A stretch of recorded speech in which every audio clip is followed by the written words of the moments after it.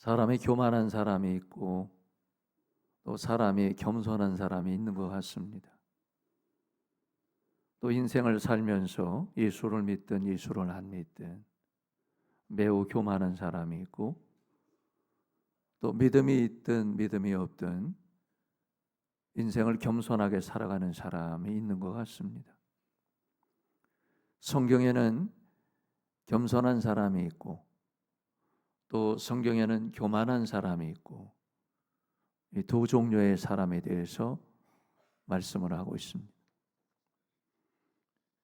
교만한 사람을 보면 교만한 사람이 도대체 어떤 사람이 교만한 사람일까? 자신을 높이고 다른 사람을 무시하는 사람, 이게 교만해서 그렇습니다. 스스로 이렇게 우월감에 빠져서 내가 최고이구나, 내가 대단하구나, 나라고 하는 이런 그 존재를 스스로 높이고 나보다 못난 사람 업신여기고 무시하고, 그게 왜 그러냐? 교만해서 그렇습니다. 어느 경우에는 이 월등감이 때로는 좋을 수도 있지만 인생을 살면서 많은 어려움이 있게 될 겁니다. 왜? 스스로 교만하기 때문에. 우리 예수님은 공생애 3년을 사시면서 예수님이 어울렸던 사람들의 부류는 가난한 사람, 없는 사람, 세리, 그리고 과부, 고아, 약자였습니다. 그들과 함께 어울리고 그들에게 복음을 전하고 함께 스스로 낮은 곳을 찾으셔서 하나님 나라의 복음을 전하셨던 분이 예수님이셨습니다. 잠언 16장 18절에 보면은 교만은 패망의 선봉이요 거만은 마음의 넘어짐의 앞잡이니라 그러셨습니다. 결국은 인생을 살면서 누가 넘어지느냐? 교만한 겁니다. 또 하나, 교만한 사람은 어떤 사람을 교만하다고 얘기할까? 그는 감사하는 것보다 불만이 많은 사람. 여러분, 이 교만한 사람의 특징 중에 하나는 소유욕이 굉장히 강한 겁니다. 그러니까 소유욕이 강하다 보니까 만족하지를 못하는 거예요. 지금 살아가는 것도 별 문제 없고 먹고 사는 것도 별 문제가 없고 또 내가 지금 거하는 것도 큰 문제가 없으나 소유욕에 대한 강한 욕심과 이것이 결국은 불만이 되는 거죠. 이런 사람들 보면 항상 불안해요. 남의 것을 빼앗아 하려고 그러니까, 더 많이 소유하려고 그러니까. 그러니까 거기에 불법이 생기고 탈법이 생기고 여러분 위험한 일들이 벌어지는 거죠. 성경 말씀에 보면 이렇게 말씀하고 있습니다. 신명기 8장 14절에 보면은 내 마음이 교만하여, 그러니까 마음이 교만하다. 내 하나님 여호와를 잊어버릴까 하노라. 여러분 성경은 진리의 말씀입니다. 내가 마음이 교만하면은 하나님이 보이지 않아요. 하나님을 잃어버리지. 하나님하고 소통할 수도 없고 또 어느 경우에는 하늘의 소통이 이루어지지 않으니까 사람의 관계도 소통스럽지 않고 늘 혼자야. 독불장군이죠. 고립되는 거예요. 교만하니까. 자, 여러분 교만한 사람의 특징은 어디에 있나요? 모든 것이 자기 중심이야. 그러니까 여러분 자기 중심으로 사는 사람은 듣지를 않아요. 여러분 사람하고 대화해도 듣지 않은 사람은 다른 사람 얘기를 듣지 않으려고 그래. 제가 말씀드렸지만 사람은 배운 사람이나 못 배운 사람이나 있는 사람이나 없는 사람이나 인생을 경험 많은 사람이나 경험이 적은 사람과 상관없이 교만은 본인이 갖고 있는 가치이기 때문에 그렇습니다. 모든 것이 자기 중심이기 때문에 자, 다른 사람이 아무리 얘기하고 그게 들리지가 않는 거야. 내 얘기는 해도 다른 사람 얘기가 들리지 않으니까 여러분 이것이 인생의 주인이 자기라고 생각을 하기 때문에 그러는 거예요. 교만한 거죠. 여러분 교만한 사람은 다른 사람한테 박수를 받고 칭찬을 받고 격려를 받아야만이 마음이 좀 안정이 돼요. 굉장히 위험하고 흔들리는 인생을 사는 거죠. 민수기 20장에 보면은 모세라고 하는 사람은 하나님이 세운 영도자 아니겠습니까? 근데 이스라엘 백성들을 애굽에서 이끌고 나왔고 여러분 출애굽 여정에 광야길을 걷다가 백성들이 당장 먹고 마시는 게 문제이기 때문에 목이 말랐다고 얘기입니다. 그러니까 하나님께서 모세에게 모세야 바위를 명해서 물을 내게 하라. 그 얘기는 내가 하나님이니까 내가 바위에게 명해서 물을 나오라고 명령만 하면은 바위가 터져서 물이 나올 거다. 그러니까 믿음으로 하라. 하나님이 언약한 말씀입니다. 근데 여러분 모세도 사람이기 때문에 여러분 사람은 완전하지는 않잖아요. 근데 모세가 얼마나 피곤하고 얼마나 짜증스럽고 얼마나 힘들었던지 바위를 명해서 물을 내오지 않고 본인이 가진 지팡이를 여러분 들어서 바위를 2번 쳐서 물이 나왔잖아요. 이게 여러분 모세의 혈기입니다. 모세가 이 혈기 하나님 앞에 하나님하고 맞선 거 그것 때문에 가나안 땅 못 들어갔어요. 혈기는 한 번이요. 한 번이 2번 되고 2번이 3번 되는 거지. 여러분이 혈기는 결국 하나님께 대적을 한 거예요. 하나님하고 맞선 거예요. 교만의 절정은 하나님도 안 보이는 거예요. 해볼 테면 좀 해봐라. 그리고 하나님이 설마 나를 죽일까 칠까 이러잖아요. 이게 인간의 갈 때까지 다간 교만이기 때문에 그렇습니다. 여러분 교만은 어떤 게 교만이냐면요. 실패를 인정하지를 않아. 그게 교만해서 그래요. 그래서 웨슬레는 사람에게는 실수와 무지와 연약함이 있다 그랬습니다. 사람은 완전하거나 완전하지를 않거든요.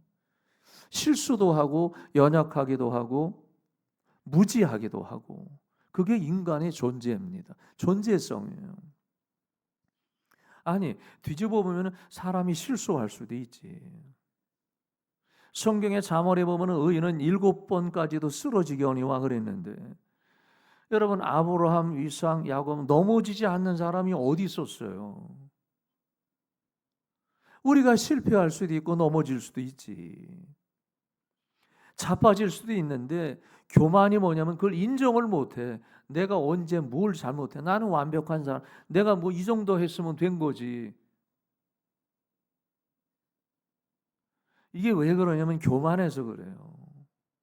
오늘 여러분 찬양 얼마나 우리가 하나님의 은혜 아니면 이 장소에 올 수가 없어요. 제가 말씀드린 것처럼 우리가 여러분이 도덕적인 죄나 윤리적인 죄나 신앙적인 죄를 저 보세요. 여기 화면 대한민국에서 제일 큰 화면 중에 하나가 우리 이 화면인데 여기에 여러분의 생각까지도 다 여러분 죄악을 만약에 한 번씩 여기에 틀어주면은 여기에 설 사람이 없어요. 설 수 있는 분 아멘 하시기 바랍니다. 지금 아멘 하시는 분은 자다가 깬 분이야.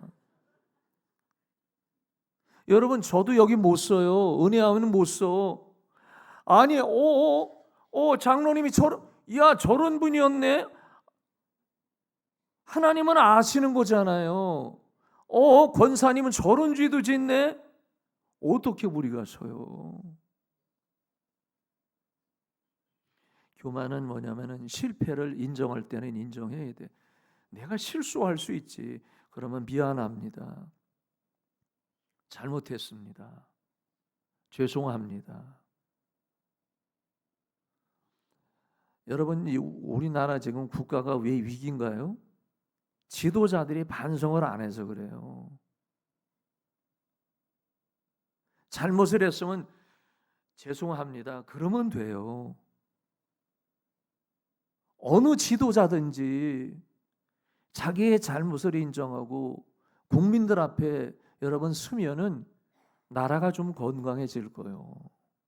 안 하잖아요, 서로. 모두가 도둑놈이라는 거예요. 모두가 도둑놈이라.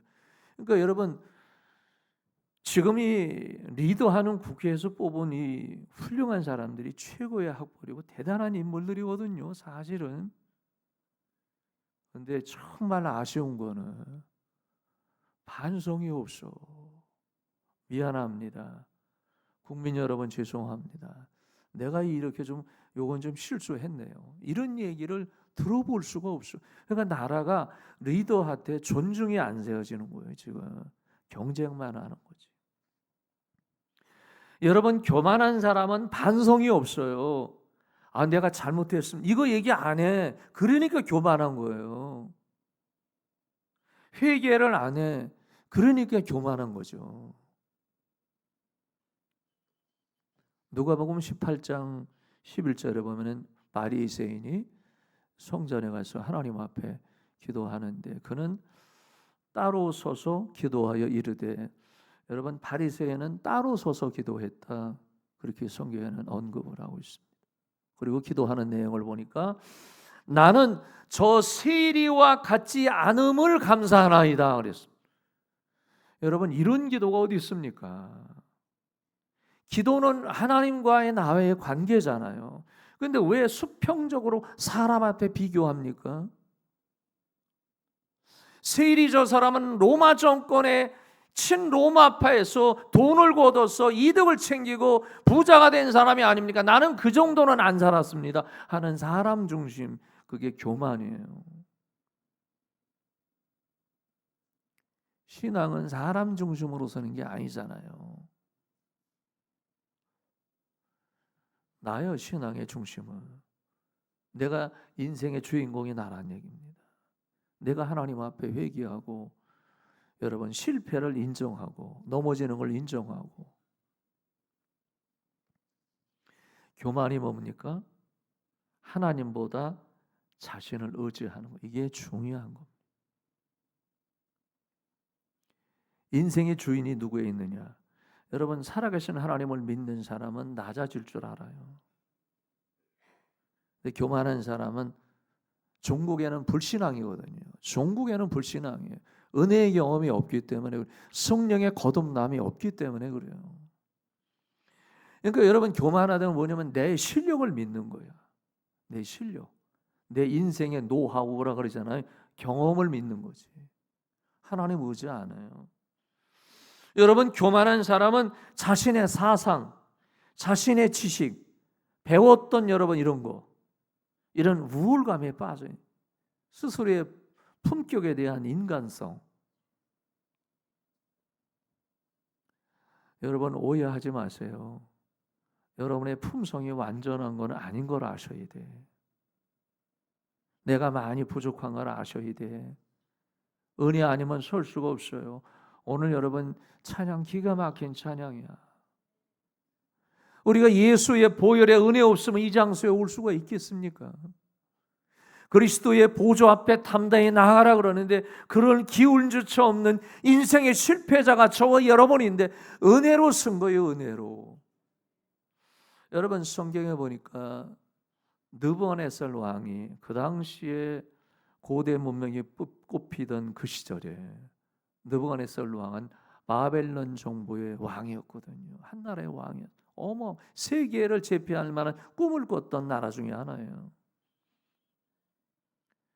근데 여러분, 그 당시에 여러분 바벨론이 이스라엘을 함락시키고 성전을 빼앗고 포로를 끌려가서 여러분 정권의 야유를 갖고 세계를 꿈꿨던 지배적인 나라 중에 하나가 바벨론이었던 거 아니겠습니까?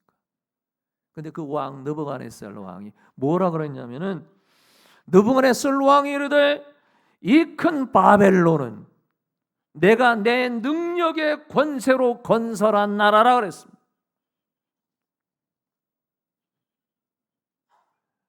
여러분, 이 어마어마한 나라가 세워지는 저 왕은, 이 건설된 나라가 자기가 세운 걸로 얼마나 오만하고 교만합니까?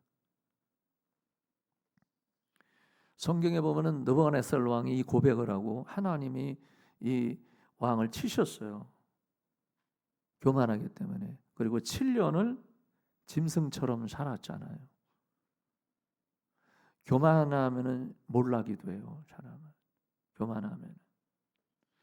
여러분, 사무엘상 15장에 보면은 사울 왕은 그 당시에 사사 시대가 저물어 가고 백성들이 하나님, 이제 이 민족도 사사 시대 가지고는 아니 될 것 같습니다. 왕을 주세요. 그래서 민중들이 뽑은 왕이 있는데 그게 사울이에요. 사울은 인물도 좋고 지식도 갖췄고 대단한 인물이에요. 백성들이 뽑은 거거든요. 근데 사울 왕인 왕정 정치를 시작을 하면서 백성들에게 인기가 얼마나 좋았는지 몰라요. 막 환영을 받은 거야. 박수를 받고 청구도 잘 됐어요.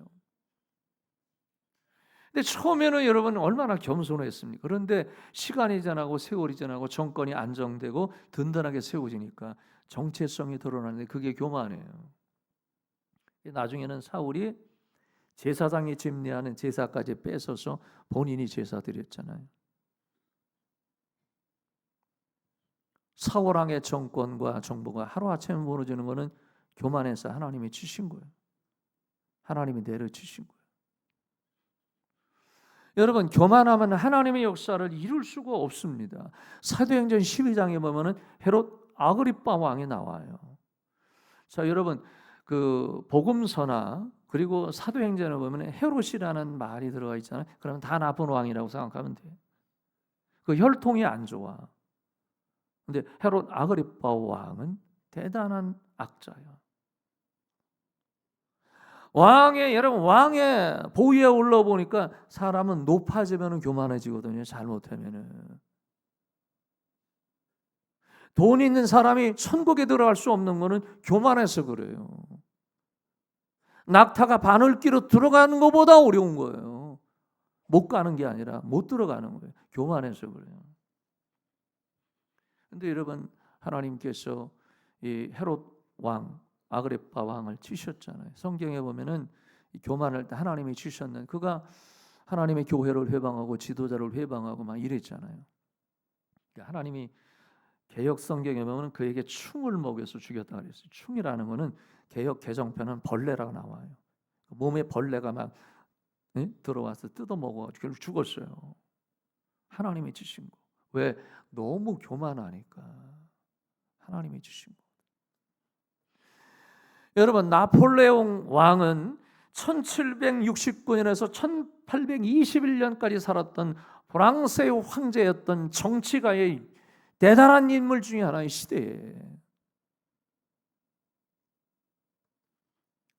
야망을 가진 거예요. 지도자가 됐어요. 그래서 유럽을 전체를 다 정복했잖아요. 그리고 러시아를 정복하고 세계 정복자로 꿈을 꾼 거예요. 근데 왜 몰락하느냐? 이런 얘기를 했습니다. 나중에 갈 때까지 다 가니까 하나님은 내 제국을 무너뜨릴 수 없다 그랬거든요. 하나님을 대적한 거예요. 하나님을. 여러분, 인생의 가장 불행은 하나님하고 맞설라 그러는 거예요. 그 인생의 불행입니다. 그래서 그가 몰락하고 그가 죽고 훗날 영국의 조그만 섬에 가서 유배지로 가서 죽었잖아요. 교만하면은 하나님의 축복의 문이 열릴 수가 없어요. 근데 또 겸손한 사람이 있습니다. 근데 겸손한 사람의 누가 겸손하다 누가 겸손하지 않다가 아니라 성경에 보니까 겸손한 사람은 겸손한 사람이 특징이 있어요. 하나는 자신보다 하나님을 높이는 거예요. 그는 살아계신 하나님을 아니까. 물과 성령으로 거듭나서 은혜를 체험하고 구원의 은혜를 체험하면은 하나님이 살아계신 것을 믿어져요. 믿으려고 하는 지식이 아니라 믿어지는 거예요. 예수 믿기 전에는 자신을 높이는 일에 인생을 걸었는데 예수 믿고 보니까 그거는 허망한 거거든요. 그러니까 하나님을 높이는 거죠. 내가 아니라 하나님을 생각하는 거예요. 그러니까 여러분, 은혜 받은 사람은 늘 하나님을 생각해요. 하나님이 정말 나를 사랑하시겠지. 하나님이 나를 도와주시겠지. 하나님이 나를 통해서 역사하시, 이런 믿음이 생겨요. 그리고 인생의 성공과 실패는 하나님께 있는 거를 알죠. 그러니까 내가 가난해도 감사하고 부해도 감사하고 잘 돼도 감사하고 잘 안 돼도 감사하고 아멘을 안 해도 감사한 거예요. 하나님 때문에. 잠언 22장 4절에 보면은 겸손과 여호와를 경외함의 보상은 재물과 영광과 생명이라 하셨습니다. 여러분, 그 겸손하면은 자신의 한계를 인정하게 됩니다. 겸손한 사람은 내가 혼자 할 수 없구나, 이걸 알아요. 내가 내 주먹만 믿고 사는 게 아니구나. 내 존재감만 믿고 사는 게 아니구나. 내 지식만 가지고 사는 게 아니구나. 그거를 깨달을 때 은혜가 임해요. 바울이 예수 믿고, 바울보다 실력자가 여러분 성경에 보니까 얼마나 있겠습니까?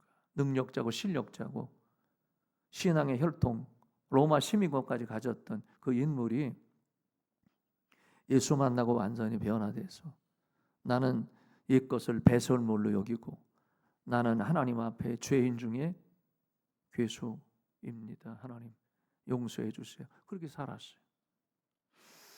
여러분, 인생은 예수를 만나고 안 만나의 차이의 세계관이에요. 그러니까 내가 연약한 거를 아는 거예요. 내가 참 연약하구나. 내가 참 부족하구나. 그러니까 여러분, 이런 거예요. 겸손한 사람은 부족하니까 배우려고 그러는 거예요. 저 보세요. 성공하는 사람은 대부분은 배우려고 그래. 작은 것부터 배우려고 그러거든. 배우려고 그러면 발전하게 돼 있어요. 그런데 교만한 사람은 안 배워. 무슨 얘기하면 다 안 돼. 그러니까 얘기 안 하는 거냐. 네가 알아서 다 하니까 해봐라. 그거 잠깐만 실패하는 거지.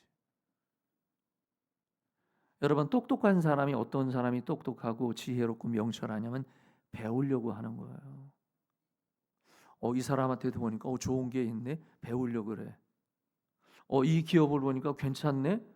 저 마케팅이 기가 막히구나. 그럼 그걸 가져서 리모델링을 해. 다시 만들어. 사람은 자꾸만 모방을, 좋은 거는 모방을 해야 되거든요. 모방하면서 발전하는 거예요. 지금 여러분 우스꽝 소리 자꾸만 하잖아요. 원숭이 본 사람이 원숭이 흉내내는 거예요. 끼. 그 원숭이 보기 때문에 흉내내는 거예요. 원숭이 못 본 사람 원숭이는 낼 수가 없어요. 좋은 거 본 사람은 좋은 거를 닮아가요. 나쁜 거 보니까 나쁜 사람 되는 거죠. 배우려고 하는 사람은 겸손한 사람이 배우는 거예요. 그러니까 발전을 하는 거지. 시편 25편 여러분 9절 말씀해 보니까 온유한 자를 정의로 지도하며 그 길을 가르치시리로다 그랬습니다. 어느 경우 저 사람은 정말 갑갑하다. 꽉 막혔다 그러잖아요. 꽉 막혀. 오직 그냥 독불장군이야. 꽉 막혔어. 여기도 막히고 그냥 오직 혼자야. 그러면 안 되잖아요. 교만해서 그래요. 교만해. 스스로. 또 겸손한 사람은 사람을 칭찬할 줄 알아요. 겸손해서 그래요. 교만한 사람은 절대로 누구한테 박수 안 쳐. 저 사람한테 잘했다 말 이거 얘기 안 해. 그냥 나만 칭찬하면 돼. 근데 겸손한 사람은 사람을 인정을 해요. 그죠? 이 사람도 참 좋다. 좋은 게 있구나. 그리고 격려를 해. 저 사람도 참 잘했다. 그거는 참 잘했다. 이렇게 격려를 해. 사람은 여러분 우리의 기준에 맞춘 게 좀 보편적 이해가 돼야 되잖아요. 편애적 이해가 아니라 말씀드린 것처럼 가정에도 자녀들 편애하니까 평생 원수가 생기는 거예요. 부모님들이 큰아들 편들고 막내딸 편들고 이러면 안 돼. 다 이뻐해야지. 아멘 하세요. 그냥 그렇게 사시든가. 아버지 어머니 세상 뜨면 애들 다 갈라질 거 아시죠? 여러분 때문에 그러는 거예요. 편애하니까. 지금은 가만히 있는 거. 네? 여러분 그런 가정이 많잖아요. 어머니 아버지가 계시기 때문에 우리가 이제 돌아가시면 다 뿔뿔이 흩어지겠다 이렇게 얘기하시는 분이 많이 있어요. 그러시면 손 들어보세요. 대부분이네. 그게 편애해서 그래요. 근데 참 재미있는 거는요, 은혜로운 가정은 편애가 없어요. 형제들 모이면 다 재미있잖아요. 막 여행도 가자고 그러고 어디 놀러 가자고 그러고 막 캠핑 가자고 그러고 막 재미있어. 근데 본래 이 편애 막 나눈 집은 막 갈라지고 깨지고 싸우고 막. 여러분 사람은 이렇게 칭찬하면 좋습니다. 예? 빌립보서 2장 3절에 보면은 겸손한 마음으로 각각 자기보다 남을 낮게 여겨라, 남을 높여줘라 그런 얘기거든요. 그러니까 여러분 사람 자꾸만 칭찬해서 야, 그 사람 좋다, 괜찮은 사람이다, 좋은 것도 있다, 그것도 참 좋네. 여러분 겸손한 사람은 작은 일에 감사해요. 여러분 겸손한 사람 뭐 작은 거 줘도 고맙습니다. 얼마나 고마워하는지 몰라. 고마워요 권사님. 이거 저 주셨네. 너무너무 감사해요. 근데 여러분 교만한 사람은 그것도 나를 이거 뭐 거지로 알아? 이게 자세가 안 돼 있어. 여러분 교만과 겸손은 태도와 자세예요. 그러니까 마음으로 감사한 거, 작은 일 있으면 감사한 거예요. 표정도 벌써 감사해. 생활에 여러분 묻어나는 겁니다. 그러니까 그의 앞길이 열려지죠. 그게 여러분 삶의 하나님의 은혜의 기준 아니겠습니까?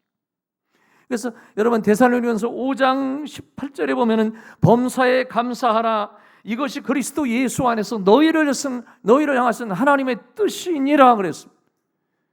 우리는 그러잖아요. 하나님의 뜻이 어디 있냐? 감사하는 거예요. 작은 일에 하나님 고맙습니다. 그러니까 여러분 작은 것에 감사하니까 큰 일도 일어나면 감사하지. 또 여러분 겸손한 사람은 순종을 해요. 따라합니다. 겸손하면 순종한다. 이건 진리예요. 겸손하기 때문에 순종하는 거예요. 철저히 신뢰하기 때문에. 근데 저 보세요. 저는 이 순종이라는 말이 조금 신앙적으로 살아보고 우리가 깊이 살면은 그렇게 맞지는 않아. 복종이야. 그 복종이 정확한 단어예요. 저 보세요. 아이가 엄마한테 우유라도 한 잔 얻어 먹으려면 어떻게 해야 돼? 복종해야 돼. 그건 부모에 대한 무한 100%의 신뢰라 그래요. 때로는 여러분 순종은 이게 아니에요. 이론적으로 따져서 요거는 내 마음에 드니까 요건 순종하고 요거는 내 마음에 들지 않으니까 순종 안 하고, 이거는 순종에 대한 산술적 신앙이에요. 계산에 맞지 않으면 순종 안 하고 계산에 맞으면 순종하는 거는 내 결단과 선별이에요. 여러분 자녀는 부모에게 100% 신뢰하는 거예요. 100%.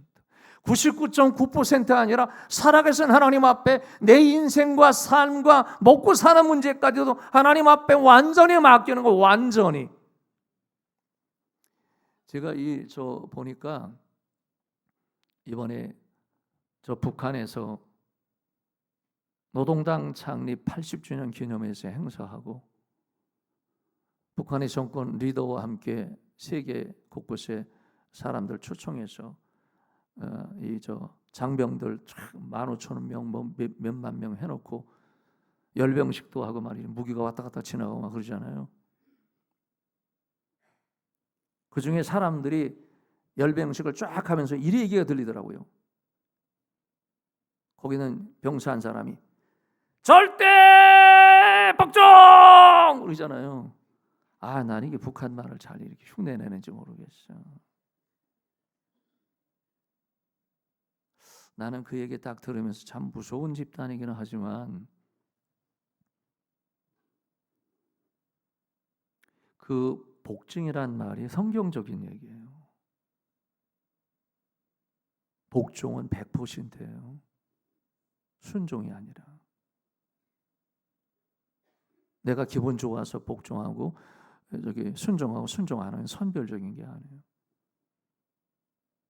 여러분, 한 나라의 사회주의 국가에도 그걸 요구하는 거죠. 여러분, 성경에 보면은 아내는 남편에게 어떻게 하라고요? 복종하라 그랬어요. 오늘 여자분들 좀 이해해 주시기 바랍니다. 남편한테는 순종이 아니에요. 어떻게 하라고요? 은혜가 되네.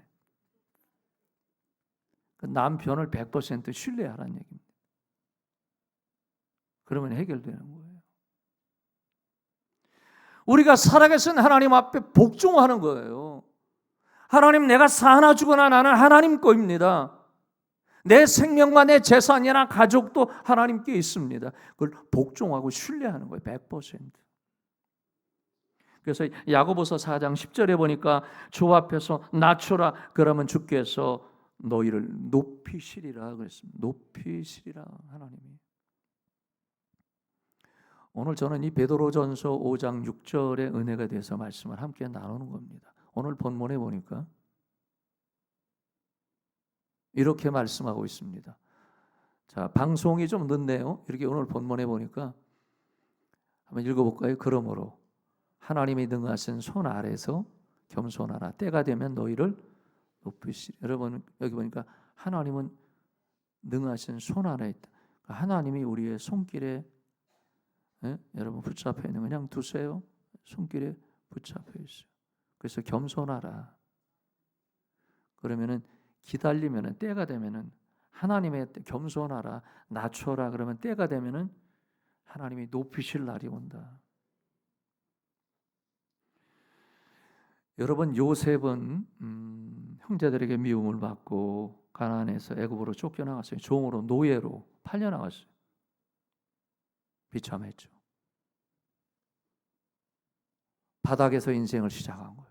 형제들에게 버림을 받고 거린처럼 노예처럼 인생을 살았어요.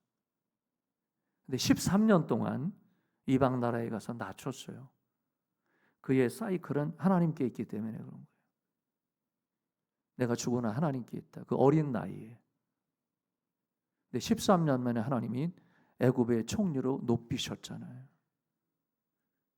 그런 때가 되면 높이실 때가 와요. 여러분, 성경에서 모세는 참 대단한 인생을 120살까지 살았는데요. 애굽에서 엄마가 애 낳아서 모세 낳아가지고 유대인과 발칵될까 봐 에집트의 나일강에 버렸잖아요. 갈대 상자 만들어가지고. 죽을 사람이에요. 근데 살아난 거죠. 애굽의 공주가 데려가서 왕자를 키웠습니다. 똑똑했어요. 잘 나갔어요. 혹 바로 이어서 왕이 될 수도 있는 위치가 되어 있습니다. 교만할 수 있었습니다. 아니, 교만했어요.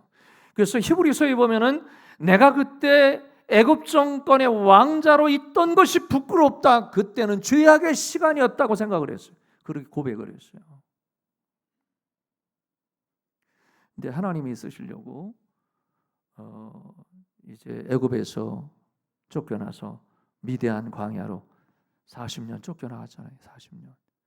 여러분, 이거 아셔야 돼요. 사람이 낮아지는데 광야에서 40년 걸렸어요. 사람 변하지 않아요. 교만한 거 쉽지 않아요. 무너지는 거. 교만이 내려놓는데 40년도 아니고 40년 너덜너덜 완전히 무너지고 바닥에 갔어요. 바닥에. 그러니까 하나님이 부르신 거예요. 그리고 그의 인생 생명을 연장해서 40년 이스라엘의 영도자로 하나님이 높이시고 쓰신 거예요. 여러분, 솔로몬이 왕이 되었습니다. 솔로몬은 왕정 정치의 3대 왕이었습니다. 그는 사람이 높아지고 왕이 되면은 권력을 잡으면요 무서운 게 없어요. 사람은 언제 알아보냐면은 완장을 채워보면 알아. 완장을 채우기 전에는 다 겸손한 것 같아.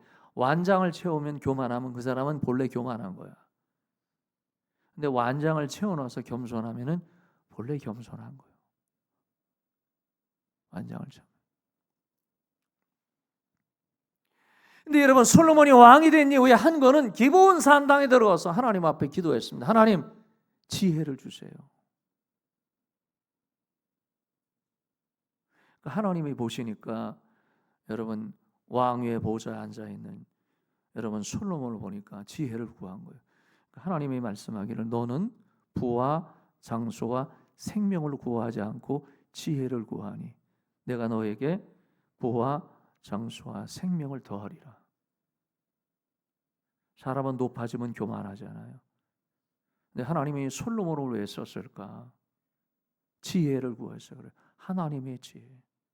하나님이 쓰시잖아요. 여러분, 예수님은 하나님이신 거예요. 완전한 하나님이시면서 완전한 신이세요. 그분이 이 땅에 인류를 구원하기 위해서 성육신으로 오신 거예요. 성육신으로 인간의 몸을 빌려서 오신 거예요. 예수님은 완전한 하나님이시면서 완전한 그 인간이시거든요. 예수님은 3년간 하나님 나라의 복음을 전하셨습니다. 세리들, 죄인들, 가난한 사람, 없는 사람, 병든 사람, 과부들, 그리고 고아들, 갈릴리 주변에서 버림받은 이웃들, 가난뱅이들, 그들과 친구 삼으셨어요. 그리고 예수님이 그들에게 복음을 전하고 하나님 나라에 확장시켰고, 예수님의 12명의 제자들의 대부분은 어부 출신이고 배움바도 없는 사람들이었어요. 인생에 쓸만한 사람들이 아니었습니다. 객관적으로는. 근데 예수님이 공생의 3년을 다 마치고 고난의 길을 가셨어요. 박수 받거나 격려를 받거나 칭찬을 받거나 꽃길을 가지는 않으셨어요. 예수님의 마지막 골고다의 언덕 순환의 길을 갈 때는 예수님의 제자들도 다 도망갔어요. 인생은 그런 거예요. 고난의 길, 순환의 길은 그런 거예요. 예수님이 사랑했던 사람들이거든요. 한 사람, 그들이 예수님을 버렸고 예수님을 머리에 가시며 연료관을 쓰게 하고 내가 유대인의 왕이냐 조롱했어요. 침을 뱉으면서 예수님을 조롱했고, 예수님이 따귀를 맞으셨는데 등짝으로 맞은 거, 이 등짝으로 멸시 1000대를 받았다는 거 그거예요. 그리고 병정들에게 여러분 채찍을 맞을 때 로마 병사들은 이 채찍에 납을 달아가지고 그걸 내리치면 살점이 떨어지는 고통과 아픔과 죽음의 길을 가신 거예요. 어떤 사람이 예수님을 박수하고 격려하고 칭찬하고 존귀와 영광을 돌렸겠습니까? 아무도 없어요. 그 길을 가신 거예요. 왜? 저와 여러분을 사랑하시니까. 저와 여러분이 죄와 멸망에서 죽을 수밖에 없는 인류를 구원하기 위해서 다 내려놓으신 거잖아요. 근데 예수님은 그 겸손에 머물렀지 않으셨어요. 어둠과 사망 이겨내시고 3일 만에 부활하신 줄로 믿습니다. 그 영광의 자리, 부활의 첫 열매가 돼서 인류를 구원하고 소망과 꿈과 미래를 우리 주님이 주신 거죠. 사랑하는 성도 여러분, 낮추세요. 사랑하는 성도 여러분, 좀 낮추세요. 하나님 앞에 내가 겸손할 때 하나님이 역사하시고 그 문이, 축복의 문이 열린다고 하는 것 믿고 나가시기를 예수님 이름으로 축원합니다.